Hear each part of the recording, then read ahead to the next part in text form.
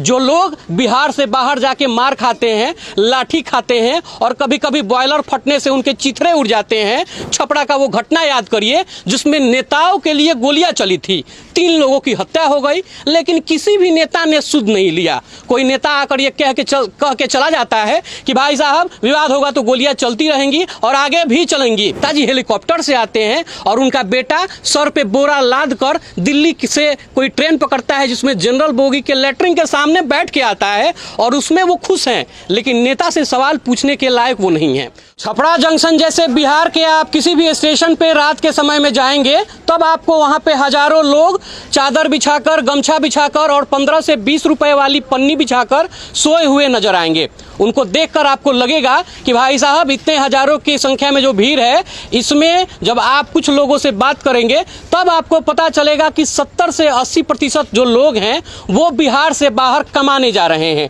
कमाने कोई बहुत बड़ी नौकरी करने नहीं जा रहे हैं, कोई सरकारी नौकरी करने नहीं जा रहे हैं, वो जा रहे हैं अपने परिवार का पेट पालने के लिए, अपने परिवार को छपरा के किसी गांव में छोड़कर, किसी के भरोसे छोड़कर, अपने बूढ़े माता पिता के भरोसे छोड़कर कि भाई साहब हम जाएंगे वहां 15-20 हज़ार की नौकरी करेंगे, किसी फैक्ट्री में काम करेंगे और लोहा ढोएंगे, सीमेंट ढोएंगे, कलकत्ता जाएंगे, चंडीगढ़ जाएंगे, पंजाब जाएंगे, दिल्ली जाएंगे और वहां पे जाकर मजदूरी करेंगे। और जब मैं इन लोगों को देखता हूं तब मुझे याद आता है 3.5 महीने पहले वाला लोकसभा का चुनाव, जिसमें बड़े बड़े नेताजी हेलीकॉप्टर से उतरते थे और लाखों के भीड़ में लंबे लंबे वादे और लंबे लंबे भाषण दिया करते थे। और उनके भाषणों में एक बात का जिक्र हमेशा होता था कि जब हम सत्ते में आएंगे तो भाई साहब यहाँ के युवाओं के, यहाँ के लोगों के सपने को साकार कर देंगे, उनके भविष्य को बदल देंगे। जो लोग बिहार से बाहर जाके मार खाते हैं,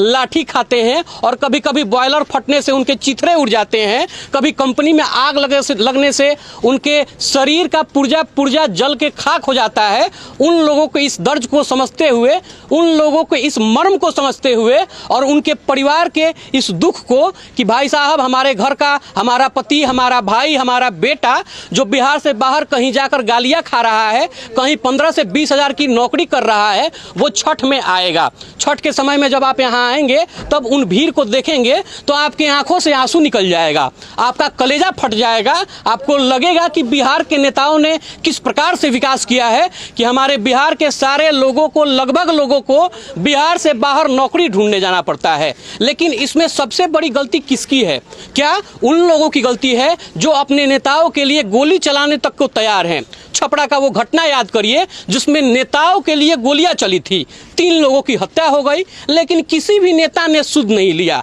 कोई नेता आकर ये कह के चला जाता है कि भाई साहब विवाद होगा तो गोलियां चलती रहेंगी और आगे भी चलेंगी। अब वो नेताजी गायब हो चुके हैं, जैसे हमेशा गायब हो जाते हैं, फिर से वो गायब हो गए हैं। कोई लोग अपने नेता के लिए लाठी चलाने को तैयार हो जाता है, लेकिन वही नेता उनका साथ किस प्रकार से छोड़ देता है कि 15,000 की नौकरी करने के लिए किसी माँ को अपने बेटे का साथ छोड़ना पड़ता है और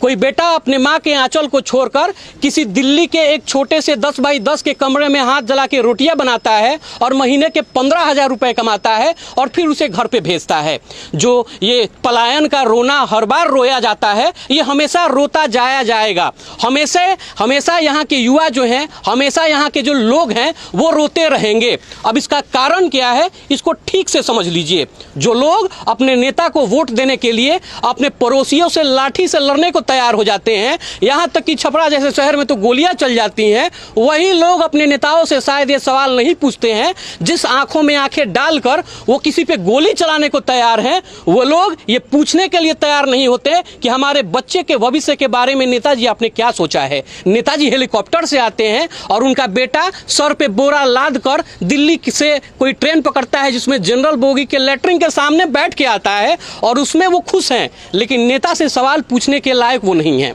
वो अपने नेता से सवाल नहीं पूछ सकते हैं। कभी हम जात के नाम पे बट जाएंगे, कभी किसी नेता के नाम पे बट जाएंगे, तो कभी अपने समाज के नाम पे बट जाएंगे कि हमारे यहाँ के ये हैं तो इनको हम वोट दे देते हैं, इनको जिता देते हैं। लेकिन हमारे दिमाग में हम अपने भाइयों के लिए, बेटों के लिए आप नहीं सोचते हैं, आप अपने घर के लोगों के लिए नहीं सोचते हैं कि भाई साहब अच्छा नेता आएगा, बढ़िया नेता आएगा तो अच्छा अच्छा काम करेगा और पलायन रुक जाएगा। सबको शायद इस बात में मजा आ रहा है कि उनके घर का परिवार किसी गुजरात में जाकर लाठी खा के आता है तो कभी मुंबई जैसे बड़े शहर में सुआ गोंथ के उनको भगा दिया जाता है, तो कभी किसी बेंगलोर में बॉयलर फटने से नगड़ा के किसी 5 लोगों की मौत हो जाती है, तो कभी मांझी के 4 लोग जल के खाक हो जाते हैं। अब आप सोचिएगा, दिमाग पे जोर डालिएगा, अपने अंतर्मन से पूछिएगा, अपने बेटे का, अपने पिता का, सबका चेहरा देखिएगा और सोचिएगा कि आखिर हमारे पिताजी, हमारे चाचा जी, हमारे भाई और हमारा बेटा